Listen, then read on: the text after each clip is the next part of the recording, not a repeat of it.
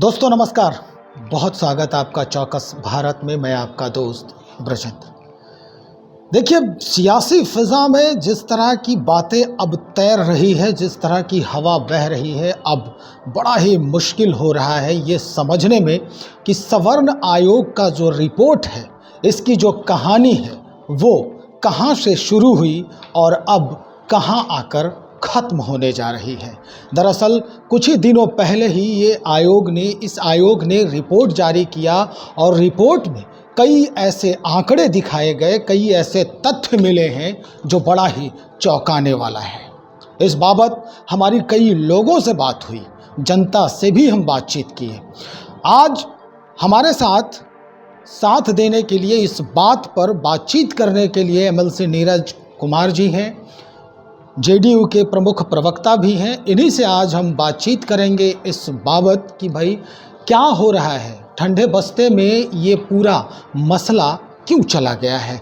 Sir, जो सवर्ण आयोग का रिपोर्ट आया है वो ये कह रहा है कि हम जो सवर्णों के 16% बच्चे जो हैं आज भी पढ़ाई से महरूम हैं। क्यों ऐसा हो रहा है? आज नहीं, ये 2012 की बात है।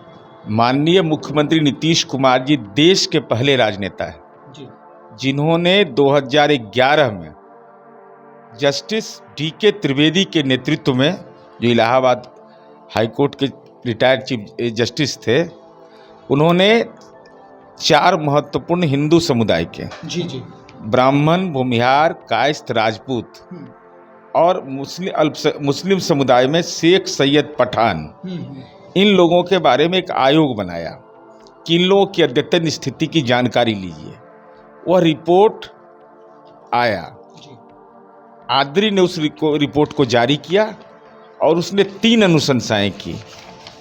पहली अनुशंसा उसकी यह थी कि ऐतिहासिक कारणों से जो सामान्य जातियां हैं उसमें जो वंचित तबका है उस पर यह माइंडसेट इसमें बदलाव करने की ज़रूरत है कि इनको भी सहायता की ज़रूरत है। दूसरा आया कि जो समाज के अंदर में आयोग ने कहा कि भाई राज्य सरकार फिक्स करे इनकम का क्राइटेरिया, तो राज्य सरकार ने 1.5 लाख रुपया यह इनकम का इनकम तय किया कि 1.5 लाख आपका वार्षिक आमदनी से कम है तो आपको इसका लाभ मिलेगा। और हमको बताते हुए गौरव होता है कि देश में कहीं नहीं तो मैं पूरे दावे के साथ कहता हूं कि भाजपा बताए अपने शासित प्रदेश में माननीय नीतीश कुमार जी ने तीनों अनुशंसाओं को मान लिया। तीसरी अनुशंसा उसकी यह थी कि 5 महत्वपूर्ण लोगों की जरूरत है: शिक्षा, मकान, शौचालय, कृषि और सामाजिक वेलफेयर, सोशल वेलफेयर का। आप हमको बताइए कि देश के किस राज्य में मिलता है सामान्य जाति के बच्चों को स्कॉलरशिप? कक्षा 1 से नीतीश कुमार जी देते हैं। स्टूडेंट क्रेडिट कार्ड वह भी देते हैं। ये तो आरोप है विपक्षियों का कि ये केंद्र सरकार की सहायता से देते। अरे कौन सहायता का? केंद्र सरकार का। केंद्र सरकार ने तो अभी एक नया नीति बनाया है। अरे सामान्य जाति को तो छोड़िए, पिछड़ी जाति का इलाज कर दिया। प्रधानमंत्री पीएम यशस्वी योजना चलाया गया और यशस्वी योजना में यह कहा कि कक्षा 1 से 8 तक पिछड़ा वर्ग को छात्रवृत्ति नहीं मिलेगा। छात्रवृत्ति बंद कर दिया। तो यहाँ तो अत्यंत पिछड़ा वर्ग भी है, दूसरे राज्यों में नहीं है, इस देश के पूरे देश में लागू कर दिया। केंद्र सरकार जगजीवन राम के नाम के आगे बाबू लगा हुआ था, जगजीवन राम छात्रावास योजना बंद कर दिया। तो जब बैकवर्ड या दलित को नहीं दे रहा है तो ये तो तब राजनीति में तबलची समझता है सामान्य जाति को। इसको क्या देने वाला है मैं बता रहा हूं। अभी आइए इस पर। शिक्षा में, आवास योजना में अब तो हमने यह भी तय कर दिया कि जो भूमिहीन सामान्य जाति के लोग हैं उनको भी, जैसे दलित और पिछड़े समुदाय को जो अंचल कार्यालय द्वारा जमीन खरीदा जाता है उसमें उनको शामिल किया गया। शौचालय में ये मानक है, सब गांव में जाइएगा पता चल जाएगा शौचालय बना है कि नहीं लोगों का। कृषि अनुदान में जरा बताएं तो देश के कौन राज्य में मिल रहा है? और सोशल वेलफेयर में सोशल वेलफेयर के कार्यक्रम में, ये सब में मिला हुआ प्रोत्साहन योजना बेटी को, ये लिखा हुआ है upper caste. Similarly the benefit of प्रोत्साहन योजना for students passing matriculation examination in first division. अब छोड़िए, इससे भी आगे बढ़ गए मुख्यमंत्री जी। जो हमारी बेटी बीए पास करती है, तो आदरणीय जोगी जी हिंदू सम्राट जो हैं, इंटर पास करने पर 15,000 देते हैं, हम देते हैं 55,000। हम 55,000 देते हैं। अब बेटी को रिजर्वेशन है तो अपर कास्ट को नहीं है। वजह बताए नहीं, सवर्ण आयोग, और हम उनसे अब जानना चाहते हैं भारतीय जनता पार्टी से कि आपने 10% आरक्षण दिया, आपने यह कबूल कर लिया कि संवैधानिक रूप से सामान्य जाति के लोग भी पिछड़े हैं, तो आप जैसे पिछड़ी जाति और दलित को स्कॉलरशिप देते हैं तो सामान्य जाति को क्यों नहीं देते हैं? इसके लिए प्रावधान तो किया गया था 2019 में, अनुच्छेद 15 और 16 में अमेंडमेंट किया गया था। क्या अमेंडमेंट? कि सवर्ण जातियों के जो स्थिति हैं, जो अपने लेवल से नीचे हैं, हाँ, उनके लिए भी तो प्रावधान। कहाँ है वो? मैंने किसी को बोहनी उनी हुआ कि नहीं? लेकिन राज्य सरकार के तरफ से उस पर कोई आगे हाथ नहीं बढ़ाया गया। राज्य सरकार तो कौन दे रहा है स्कॉलरशिप? स्टूडेंट क्रेडिट कार्ड कौन दे रहा है 4 लाख का? अद्भुत बात बोल रहे हैं आप। केंद्र सरकार कौन स्कीम चला रही है, जरा बताइए नाम। जो 1.5 लाख से जिनकी आमदनी है जी। उसको तो स्कॉलरशिप दे रही है बिहार सरकार। पिछड़ा वर्ग, अति पिछड़ा वर्ग को भी दे रहे हैं केंद्र सरकार के मनाही के बावजूद। स्कॉलरशिप मिल रहा है, अच्छी बात है, लेकिन क्रेडिट कार्ड भी दे रहे हैं। स्टूडेंट क्रेडिट कार्ड भी है, लेकिन सवर्णों के 49% बच्चे आज भी पढ़ने से वंचित क्यों हो रहे हैं? कहाँ ही ले आए? उसकी रिपोर्ट पढ़िए ना। उसकी रिपोर्ट में उसका कारण बताया गया। उस समय स्कूल नहीं थे गांव में, यूनिट स्वीकृत नहीं था, और भारत सरकार के शिक्षा विभाग की रिपोर्ट है कि बिहार में 83.3% सरकारी विद्यालय का प्रबंधन है। देश में कहीं इतना ज्यादा नहीं स्कूल है। और निजी विद्यालय हमारे यहाँ 12.5 है, जबकि केरला में 61% निजी विद्यालय चलता है। पलायन की भी वही स्थिति है। पलायन नहीं, पलायन किसको कहते हैं? ये पलायन कोई बोलता है तो हमको बहुत आक्रोश होता है। इसलिए आक्रोश होता है, वो देश का नागरिक नहीं है क्या बिहार का लोग? ये क्या पलायन? पलायन अगर हमारा इंजीनियर बना, आईटी हब अगर बेंगलोर में बना, तो नौकरी करने नहीं जाएगा? उसको अधिकार नहीं है? बिहार में क्यों नहीं फिर बन रहा? नहीं, बिहार में कैसे बनेगा? बिहार में आप आईआईटी दिए हैं, कितना फी कर दिए हैं, जरा देख लीजिए ना। शेड्यूल कास्ट और ओबीसी के बच्चे पढ़ाई छोड़ रहे हैं। 25,000 रुपया फीस था, आज उसको 1.25 लाख पहुंचा दिया। सवर्णों के बच्चे भी पढ़ाई छोड़ रहे हैं। तो पढ़ाई छोड़े तो हम तो क्रेडिट कार्ड दे रहे हैं। 4 लाख में इंजीनियर बनेगा कि नहीं, सो हमको बताइए जरा सा। कौन बैंक लोन दे रहा है, जरा बताइए। बताए नरेंद्र मोदी की सरकार बैंकिंग लोन कितना अपने सामान्य जाति के लोगों को दिया, पिछड़ी जाति के लोगों को दिया, दलित को दिया। अब बिहार में कोई यह नहीं कह सकता है कि हमको पढ़ने के लिए पैसा नहीं है। नीतीश कुमार जी ने उतना मुकम्मल व्यवस्था कर दिया है। और देश में कौन ऐसा राज्य होगा जो निगम बना कर करके पैसा दे रहा है? अब बिना मॉर्गेज का सामान्य इंटरेस्ट पर, वो भी बेटी के लिए अलग, बेटा के लिए अलग।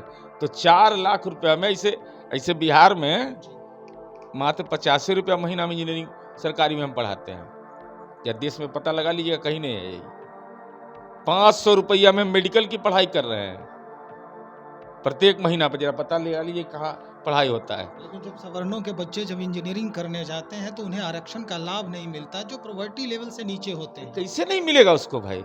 संवैधानिक आरक्षण है, संविधान के द्वारा दिया गया है। ये किसी के पैरवी से है?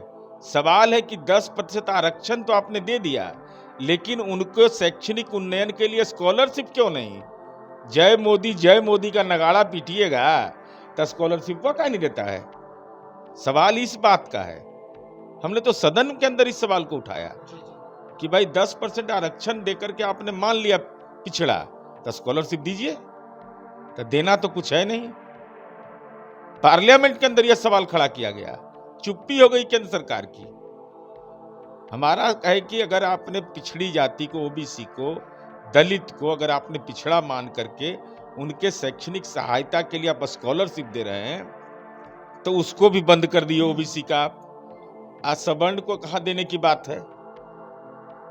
तो बताना पड़ेगा ना। अब 7,22,133 लोगों को नौकरी इन्होंने केंद्रीय सेवा में दी है 27 जुलाई 2022 को। तो जरा बतावे कि कितना सवर्ण को दिए हैं। चलिए, आखिर में एक सवाल और है, क्या अब सवर्णों को वोट बैंक के रूप में नहीं देखा जा रहा है? सिर्फ किसी एक व्यक्ति या खास जात के अपोजिशन या उनको यूज करने के लिए यूज किया जाता है? देखिए, जाति के नाम पर दुकान चलाने वाला राजनीति में मूर्ख बनाता है। उसको अपना फ्लैट उलेट हो जाता है, वो अपना अपार्टमेंट और चंदा उंदा करके कर लेता है कि जाति खतरा में है, जाति खतरा में है। जाति के एक आदमी का भला नहीं करता है। पटना उटना में महंगा कितना अपार्टमेंट होगा तो उसका जरूर हो जाएगा। ये क्या है भाई? अखिल भारतीय जादव महासभा, कुर्मी महासभा, भूमिहार महासभा, करनी सेना, ये सब बेचारे रसीद जरूर रखते हैं। रसीद संगठन को चलाने के लिए। और नहीं तो आप यह बताइए कि जो जातीय सम्मेलन में जो नेता भाग लेते हैं, मेरी आपत्ति तो उस पर है। पहला कि आप संविधान का शपथ लेते हैं कि हम जाति धर्म से ऊपर उठ के काम करेंगे। उस सम्मेलन में अगर जाते हैं तो उस गांव के गरीब आदमी को दान कर दीजिए अपना संपत्ति, है ना, 10% जकात दीजिए। तो सब का पता लगाइएगा, आप लोग भी सर्वे करिए। ये जितना जातीय संगठन चलाने वाले लोग हैं, इस सब को पटना में अपार्टमेंट है, सब। अब अच्छे जगह पर अपार्टमेंट मिलेगा ये लोग का, 1 BHK का ना, 3 BHK का। अब एकदम शानदार मिलेगा ये सब, चूंकि यह एक व्यवसाय का रूप ले लेता है। अरे जाति एक सामाजिक रूप से यह जन्म लेना कोई अपराध नहीं होता है, लेकिन आप जाति के नाम पर आप अपने अहित देखते हैं। भाई जाति का भला नहीं आपको देखना है, अपना उपाय करिए। अपना उपाय के बाद अपन बेटो बेटी का उपाय कर दीजिए। खतरा में है जात, खतरा में है जात। अब पता चला कि बेचारे ये अपने विधानसभा लोकसभा जाने के लिए खतरा महसूस कर रहे हैं। तो ऐसी मानसिकता के लोग बिहार के अंदर में प्रभावी थे, लेकिन नीतीश कुमार ने उसको भी पंक्चर कर दिया। और नीतीश कुमार जी से समझने की जरूरत है कि नीतीश कुमार जी की भी एक जाति थी। नीतीश कुमार भी जिस जाति में जन्म लिए, 24 नवंबर 2005 को उस जाति का भी कलेजा 156 इंच का हो गया कि हमारी जाति का मुख्यमंत्री हो गया। अब फरवरी 2006 में कहे कि अपना कलेजा कर लो तुम 8 इंच का। उन्होंने कहा कि पंचायती राज में हम आरक्षण देंगे, और उससे दलित को, अत्यंत पिछड़ा को, और किसको? महिलाओं को। तो जमीन किसके पास था? चाहे पिछड़ी जाति के पास या सामान्य जाति के पास। तो हनुमान चालीसा बगलामुखी कोई असर नहीं कर रहा था। खेती बाड़ी चौपट हो गई थी लोगों की, लेकिन पंचायती राज के आरक्षण ने समाज की तस्वीर बदल दी। तस्वीर इस रूप से बदला कि जो जमीन के जिनके पास भूधारी थे वो आसानी से खेती करने लगे। पंचायती राज में आपने हिस्सेदारी दिया, समाज में मिल्लत का माहौल पैदा हो गया। लेकिन अब नई पीढ़ी को तो इस बात की जानकारी है नहीं, क्योंकि उसका तो जन्म हुआ था भी नहीं उस समय, वो देखा भी नहीं कि क्या हालात थे बिहार के अंदर में। तो नीतीश कुमार जी की जाति को तो कुर्बानी देनी पड़ी होगी। क्या आप मुख्यमंत्री बन गए, हम अब मुखिया भी नहीं बन सकते हैं? तो नीतीश कुमार जी ने वह काम करके दिखाया, लेकिन इतिहास उसी को याद करता है। आज याद करता है बिहार के प्रथम मुख्यमंत्री डॉक्टर श्री कृष्ण सिंह को ना, कि दलितों का बैद्यनाथ धाम के मंदिर में प्रवेश कराया। और नरेंद्र मोदी को याद किया जाएगा इस बात के लिए कि रामनाथ कोविंद से संसद भवन का शिलान्यास नहीं करवाया। इतिहास तो अपना अपना बनाना है सबको। नीतीश कुमार जी इतिहास वह बनाए हैं कि राज्य का मुख्यमंत्री खड़ा हो और महादलित समुदाय का व्यक्ति राष्ट्रीय झंडा फहराए। तो राष्ट्रीय झंडा जब फहराएगा, चीफ सेक्रेटरी, डीजीपी सब प्रणाम करिएगा, तो आपको भी नहीं मन होगा, तभी वो प्रणाम करना ही ना पड़ेगा। कोई उपाय है? सामाजिक जकड़न है। वो दलित है तो प्रणाम करने में दिक्कत होगा, लेकिन वो तो हाथ में राष्ट्रीय झंडा लिए हुए है, तो प्रणाम तो आपको करना पड़ेगा। चलिए सर, बहुत शुक्रिया जानकारी देने के लिए। तो हमारे साथ MLC नीरज कुमार जो स्पष्ट तौर पे ये कहते, प्रखरता से कहते गए कि भाई क्या कुछ हो रहा है अपने राज्य में सवर्ण आरक्षण को लेकर, सवर्ण आयोग के रिपोर्ट के ऊपर। खैर, अब क्या कुछ होता है 2024 और 2025 में लोकसभा और विधानसभा का चुनाव है, उसके पहले जिस तरह की स्थिति बनी हुई है आयोग के रिपोर्ट के बाद, क्या कुछ करती है जनता, कैसे डिसीजन लेती है, हम इंतजार करेंगे। हम और लोगों से भी बातचीत करेंगे इस मसले पर, इस पूरे मुद्दे पर जानने का प्रयास करेंगे क्या कुछ चल रहा है। बने रहे हमारे साथ। बहुत शुक्रिया आपका।